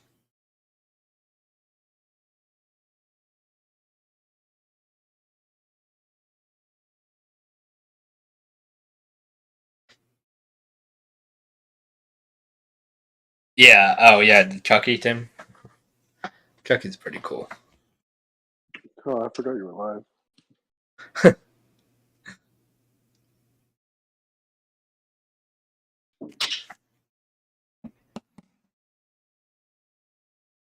TCU record by quarterback, 28 career rushing touchdown for Max Duggan. 28. That's a decent amount. Yeah.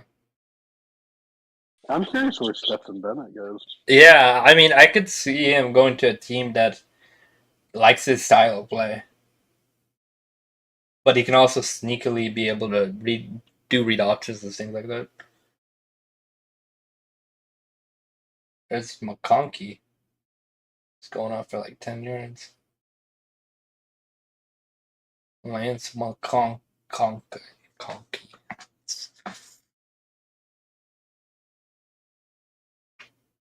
Just give the ball to Dijon Edwards, please, and call it a day. I just need Brock Bowers. Yeah. I think he's number 6. 6 isn't Byers. I don't remember what running back 6 is. Actually, I need to check stats. Yeah, McIntosh is 6. He just got an 11-yard run. Yeah. Dijon Edwards didn't get the ball yet, unfortunately, but I need him to get the ball, please. Thank you. Come again.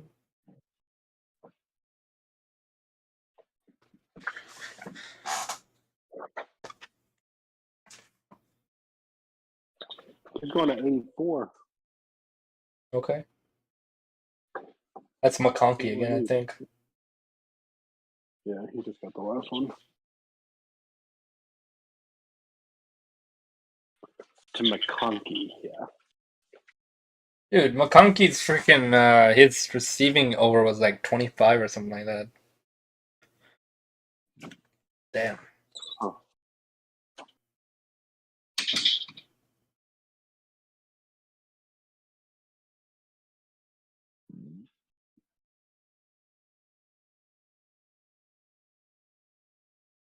TCU looks confused.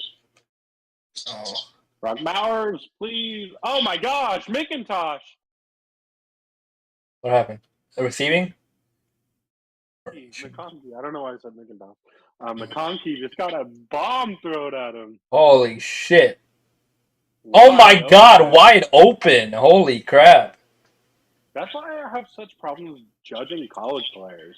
Like, I'd be throwing touchdowns out there if I was Stetson Bennett right now. Well, and TCU just completely stumbled the bag. I literally was saying TCU's confused right now. They had like 4 corners on the right side, and there wasn't even a receiver lined up over there. Yeah, McConkey hit is over, and no one told me. No one told me not to take this over because he's been injured, but. But Stetson Bennett, he's doing what he needs to do.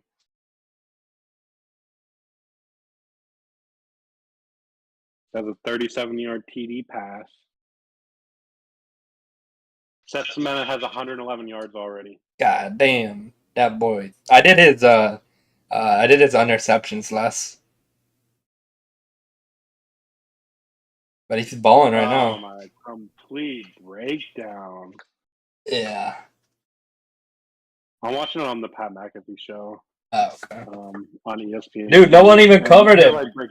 They didn't even cover it. Oh my god. Looks like it's gonna be a high scoring game. I almost did the 2.5 touchdowns on Stetson Bennett. What? He had passing touchdowns? Yeah. Oh no, but he rushed the first one, remember? I know, but college touchdowns still. Yeah, I know.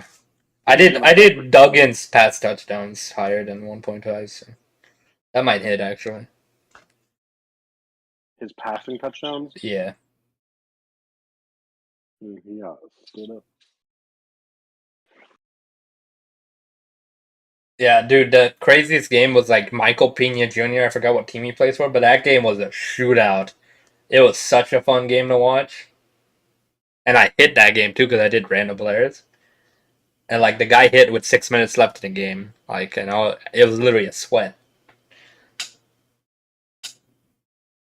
TCU needs to get on the board. Yes, sir. And I needed to Quentin Johnson. What do you need out of Quentin Johnson? 81 yards. Long game, so we'll find him eventually. They're running it. I hate running. It's a shootout, throw the ball. If you want to keep up with Georgia, you got to throw the ball. They just got a 10-yard run, so. Damn it. DeMarcado. He's got 4 rushes for 23 yards. Oh, they're doing hurry up offense. I like it. Hurry it up, throw the ball. That's how you keep Georgia's defense on its feet. Hurry up. They'd be getting confused. Alright, now you want to make it audible? Okay. Alright, and then slow it down a little bit.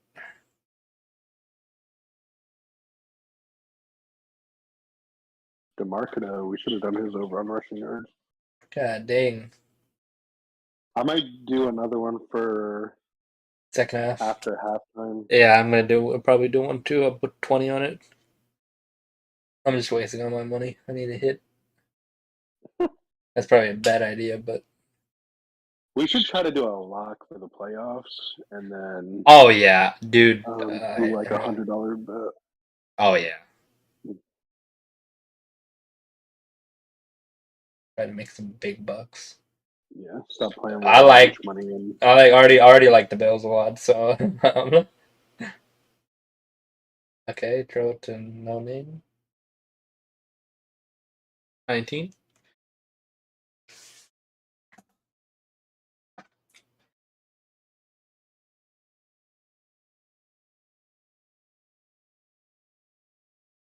TCU's been moving it though. Yeah. After a slow start, they've really been moving it. Oh, What? Well, I'm gonna see it. Is it good for me or not good for me? not good. God dang it. I'm gonna cry. It's not a turnover. Oh. Oh, no, I mean, I don't care if it's a sack. If he drops, if that Quentin Johnson guy drops the ball or if he doesn't see him, then I'm really mad. But I'm okay with the sack. You did Georgia sacks, right? No, they didn't have an option. Oh, okay, gotcha. Okay, yeah, they probably didn't on purpose because it's just too easy. Probably had to put their sacks at like 5, 6, 7. Oh my gosh, who's that? Whatever that guy is. Jalen Carter kind of got in there too, but he didn't get the sack.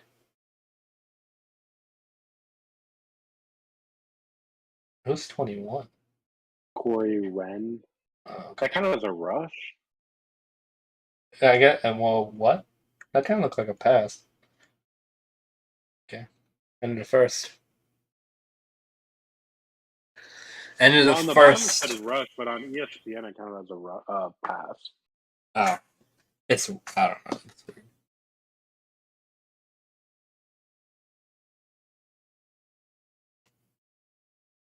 End of the first quarter. Damn, man, Georgia's already scored 17.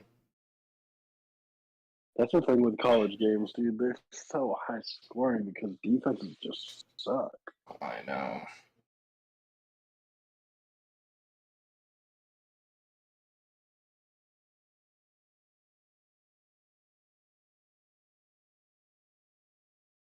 It's crazy how terrible defenses are in college. I know. How good players can be in the NFL. That's why I hate when people say college better than NFL. I mean, there can be more high-scoring games, but it's not better because these kids don't know how to play defense. Yeah. Like, they just don't know how to. Like, they can mess up so easily. Yeah, they got may have a little bit more energy, but they just aren't good. They mess up a lot.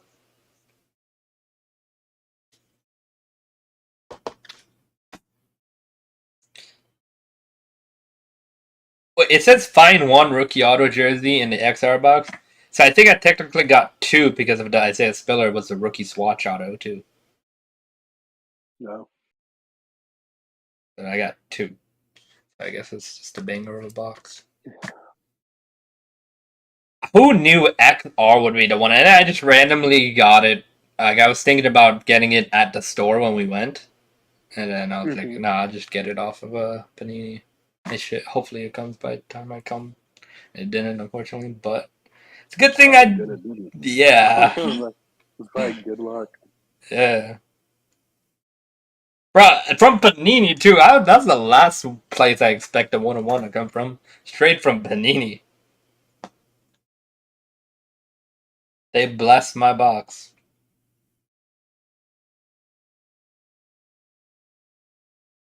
I'm sitting over here thinking this is gonna be a normal day. Just me opening up some good autos. Dude, I don't even know how to start selling that thing. I want to sell it like quickly, but I also kind of want to grade it because if we can get more That's the value on tough it. thing, because you don't want to get a bad grade. But I don't think I want to send it off to someone and grade it, the PSA, because there's just a higher risk of it being lost. So I want to do an on-site grading. But that means I'd have to go to the nationals, which it's probably a good idea to do it now that I pulled the 101. I could show it off to people, be like, "Hey, 101, I joined your crew. I'm a new party." It's gonna be a blowout. Oh my god. You need Davis? Huh? No, not Davis. Quentin Johnson. Yeah, it does look like it's going to be a blowout, Antonio. I did the over on the punts for TCU, though, so I'm looking good so far. How many times did I punted? Twice? This will be the second time. Okay.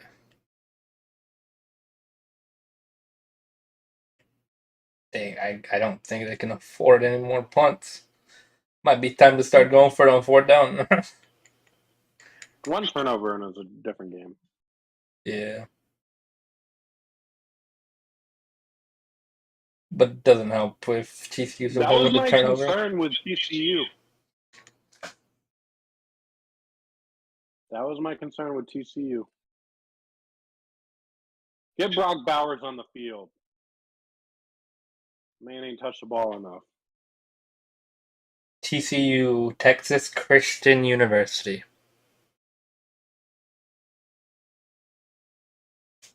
Somehow got into the national championship. Mm-hmm. Georgia is 4-0 against TCU in their history. God. Yep. Because it's not undefeated anymore. Brady against the Falcons. Desmond Ridder. Who is two? I think that is. Is that Dijon? Dijon.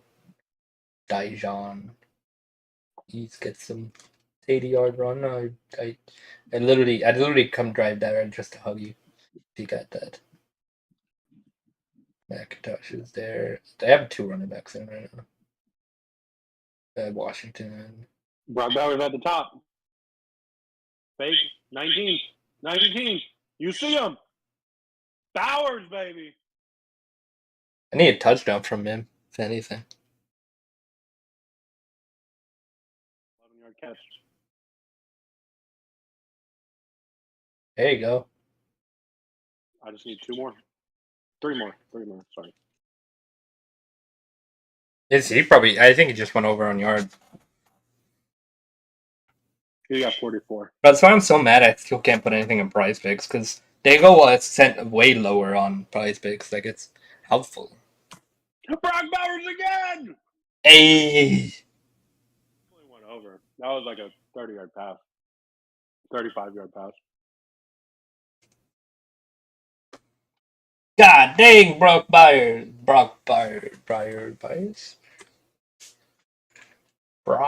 See, Brock Bowers, I want him in Jacksonville so bad. We were just talking about, I'm curious where Stetson Bennett goes. There's talks that he won't even be drafted, which would be dumb. I think a team would be stupid not to get Stetson Bennett, at least as a backup. Yeah.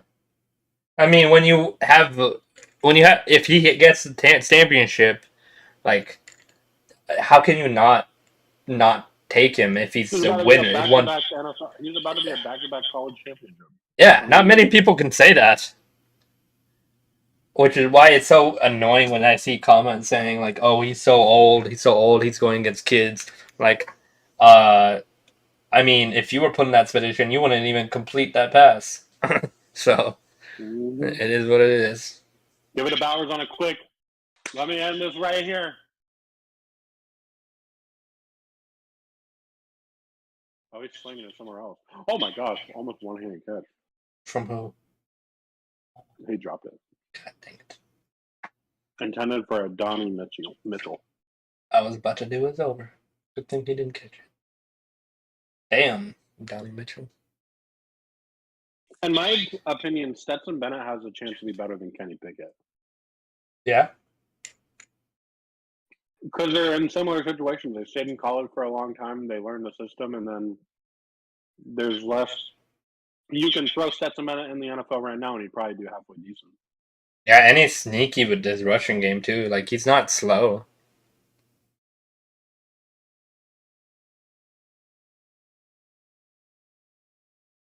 Okay, he's on the run. Okay. Okay, he's got 10 yards. God dang.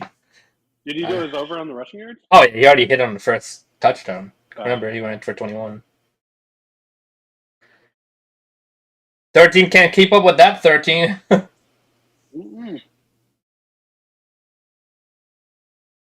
He pointed at the TV camera. You see that? Oh my god.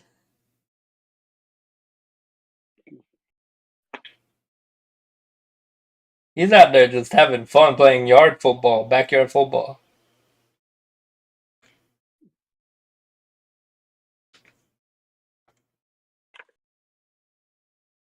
He already has 156 yards passing. Jesus Christ. I know.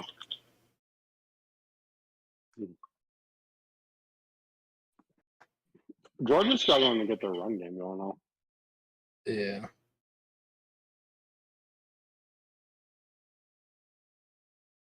But that's usually and when the second half comes, and they usually find gaps.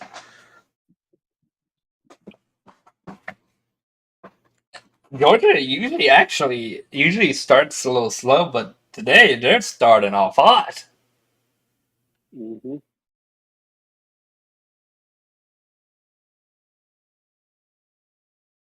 Oh, dang! Did you see that play? It was triple comeback. No, I didn't. Triple comeback.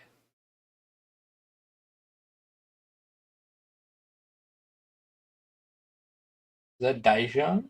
That's Dijon, but I need your rushing yards. Oh, not your passing.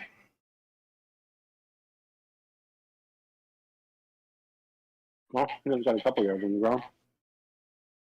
Cool.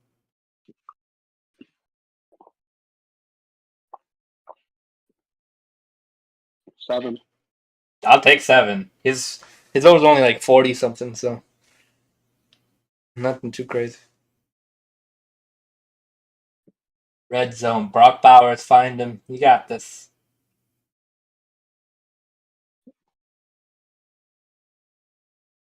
I don't think Brock Bowers is in right now. Oh, okay. No, he is. Oh, 19. 19, yeah. He's in Oh, there. he was in the backfield. Oh, he's blocking them. God damn, McIntosh.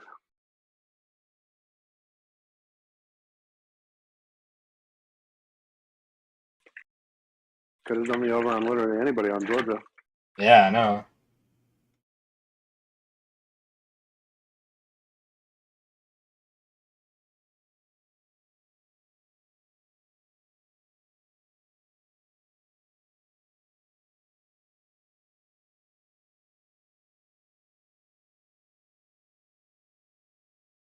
Give it to Brock Bowers.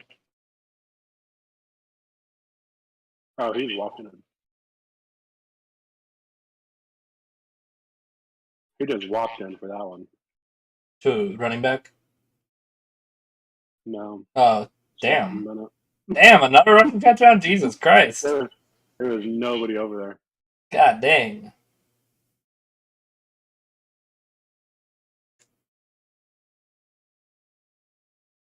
It's Bennett, rushing touchdown number 2. Did Stetson Bennett anything, he's going over today.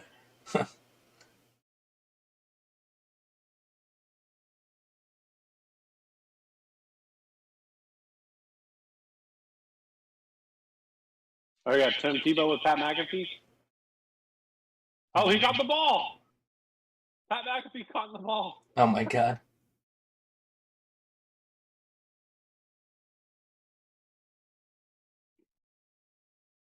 Oh, I saw it. He just jumped over it. In the backs. Yeah, Antonio.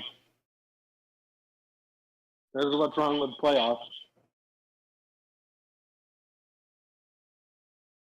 I hope the TCU gives us a game, but I just knew Georgia is too good.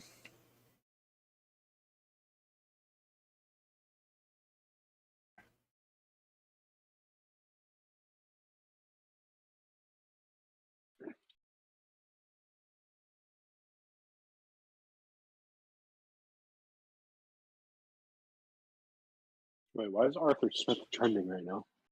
Arthur Smith's trending? No, I don't see that. Stafford's trending for some reason.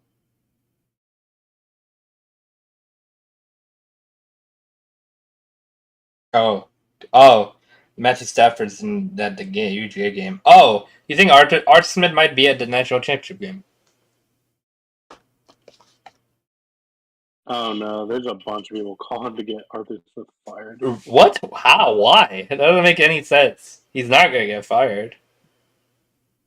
It's not really, dude. Falcons fans are so stupid, man. Like, there's a bunch. Yeah, there's a bunch of people saying he's on the hot seat, or oh, I don't think he's on the hot seat. I think he's doing way better than with what he got. So.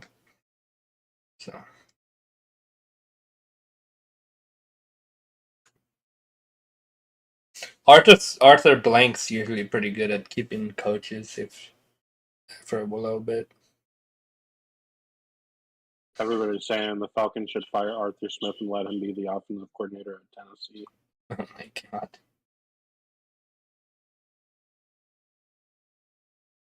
Yeah, Georgia Ohio State should have been today. I would have even liked to see Alabama in there. Because Bryce Young versus Stetson Bennett would have been a better matchup than what this is. I'm glad it's not Alabama though, but I mean, I'm glad Alabama didn't make it in, but it would have been more impressive than what we're watching right now. Yeah. SEC teams, Big Ten teams, like I can handle. Even ACC teams, but I don't know, man. This TCU just ain't working out. Yeah.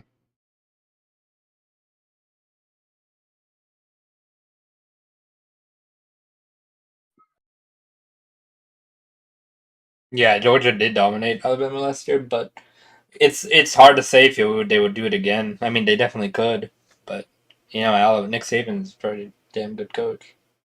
He always has his team playing on.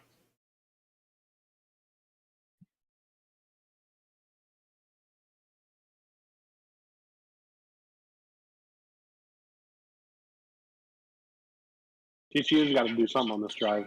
Yeah. Yeah, they do. Getting the ball at the 19 because you run out of the end zone when you shouldn't have. Running out of freaking points too. If they go up 70, GG's in that chat. You want to put up a fight, TCU? Do it now. I mean, Georgia's on track to score 70 right now. Yeah, I know.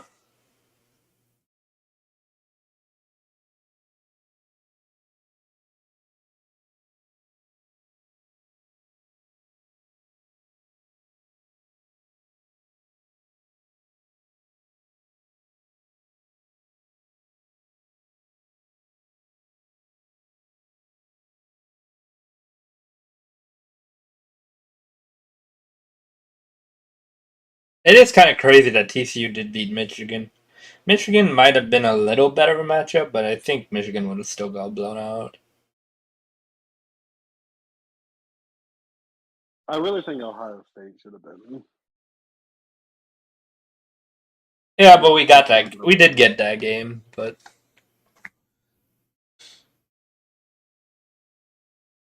the funny thing is, people are mad that it went over midnight because they wanted to see the ball drop. I'm like, no one cares about the ball drop. You see that every year. It's literally useless.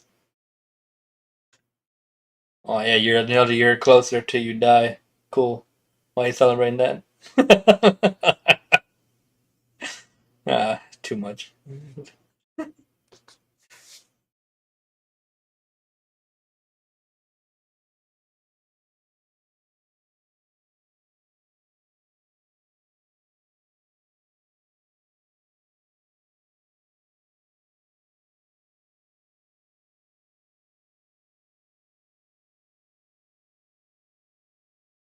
Oh yeah, dude, the Kenny Pickett thing, picture on Twitter has 6,000 views.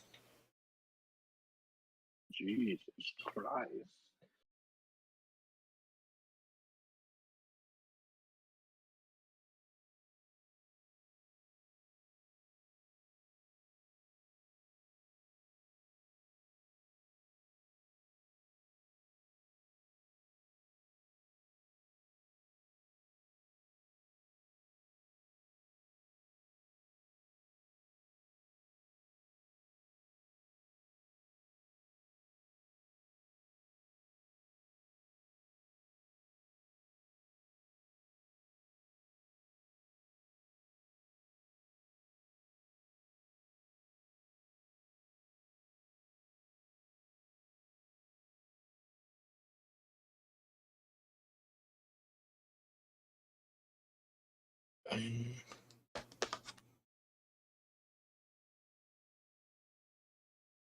Oh yeah, I forgot they're at SoFi. Okay.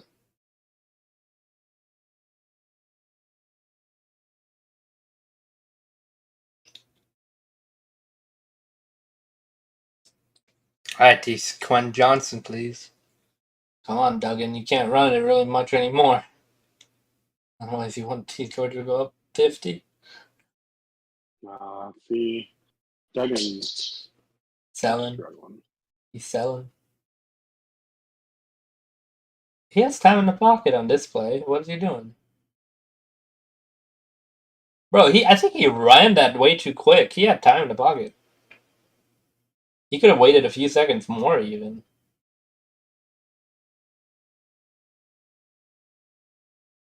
Yeah, he had time to wait.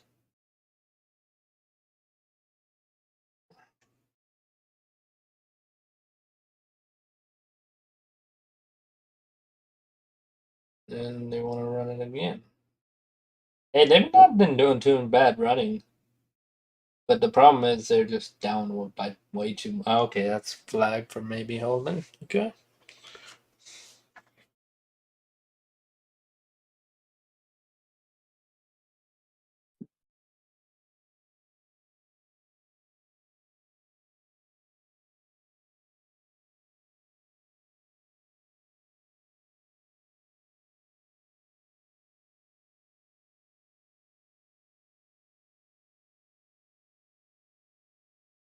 Dang.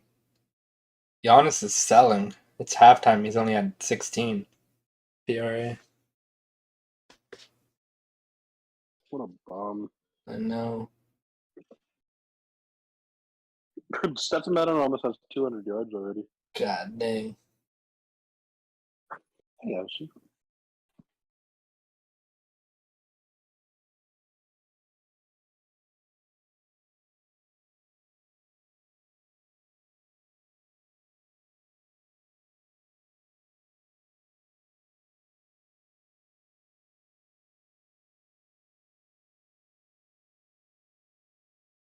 come on, Duggan. Make it a game. Duggan. Oh my gosh, that blitz got through. Oh! Intercepted. Max Duggan intercepted? Yep. Yes, sir. I like to see that. Kinda not really, because I wanted Quentin Johnson. He was gonna throw it to Quentin Johnson too, but he overthrew him. Oh my god. That was Quentin Johnson and he just overthrew him and he was open. Oh my god. Duggan, why are you selling so hard? Oh my, he would have gone for like 40, 50 yards right there. Holy crap. He had Quentin Johnson. Overthrew him. How do you overthrow that? How do you overthrow that? That's a post. He's wide open for a touchdown. Are you kidding me? Bro, get that guy out of here. He's not going to be TCU's starting quarterback next year, but that's... horror performance. Jesus Christ. Yeah, I said Jesus Christ. Take it, Christian University. Okay, you know what? I'm gonna calm down. Black Powers.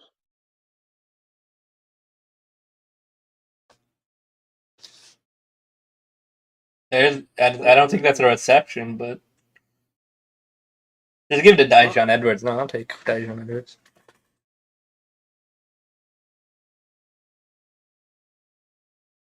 That was a run. But Bowers only needs one reception. Yeah, so you'll be chill. It's college people. No matter how far they're up, they're not taking their starters out.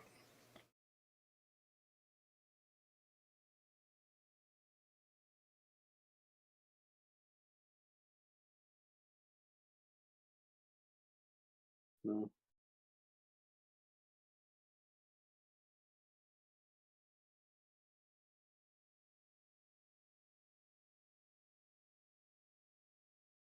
Duggan God sold. dang. I know, he had a post wide open. It was covered 2 as well. Would have been perfect. Oh, they're getting on the sidelines and hyping each other up now.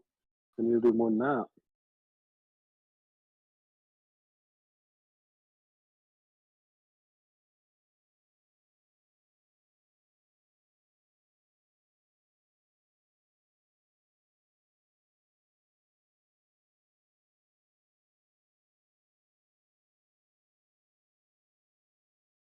All right, I guess I'm gonna go. Yeah. Yeah, I gotta get myself ready for work tomorrow. All right. Thank you guys for watching. Hopefully, you guys enjoyed. We'll start getting back in a roll of it, so we'll let you know future schedules and whatnots. We might actually be able to start going back to our normal schedule now that the season's over. So thank you guys for watching. As always, we'll see you guys in the next one. Peace. Peace. Thank you for watching the PI Podcast. Make sure you subscribe and tune in next time so you don't miss the latest news in the NFL world. You can also follow us on TikTok at PI Podcast and on Twitter at PIPodcasters. Until next time.